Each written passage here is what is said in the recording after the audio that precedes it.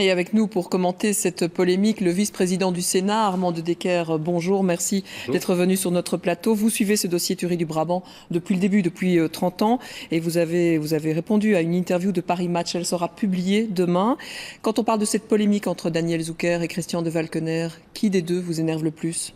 Oh, Monsieur de Valkener, et je trouve assez lamentable en la circonstance, parce que cette allusion à des honoraires ridicules, 29 000 euros pour bruts, pour 2 ans et demi de travail, qui est un travail immense, avec Madame Zucker a rencontré des centaines de témoins, a fait un travail de recherche psychologique, etc.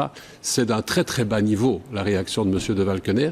Et donc vraiment, moi j'insiste, et s'il le faut, je vais interpeller la ministre de la Justice, pour que la ministre de la Justice donne une injonction positive au parquet de demander à Mme Zucker de reprendre son travail et surtout de vérifier et de suivre les dizaines et les dizaines et les dizaines de recommandations très précises de Mme Zucker dans son rapport. C'est pour ça que vous intervenez aujourd'hui dans ce dossier en tant que responsable politique ? Mais bien sûr, j'étais dans la première commission d'enquête dans les années 80. C'est une affaire qui m'a très très fort marqué et j'estime que les Belges et surtout les familles des victimes ont droit à connaître la vérité.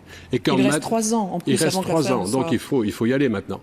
Et quand j'entends maintenant que contrairement à ce qu'ont dit d'autres magistrats dans le passé, comme le juge d'instruction Lacroix ou le procureur du roi de Prêtre, que l'on relance la piste de l'extrême droite ou des pistes politiques, alors que toute personne honnête intellectuellement qui lit le rapport de Mme Zucker voit immédiatement que cette piste-là n'a aucun sens et que donc il faut vérifier tout ce que Mme Zucker souligne.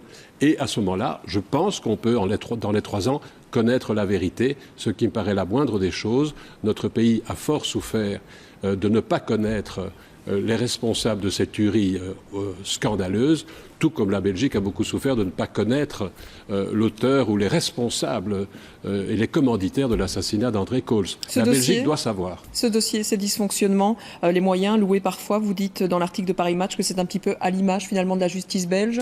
Mais oui, c'est vrai que la justice belge va très très mal aujourd'hui, qu'il faudrait une sorte de révolution culturelle, qu'il faudrait reprendre toute la structure au départ. Quand on sait qu'à Bruxelles, par exemple, sur 150 substituts du procureur du roi, il en manque 40. Et que dès lors, on classe sans suite 70% des dossiers, il y a quelque chose qui ne va plus dans ce pays, dans le domaine de la justice.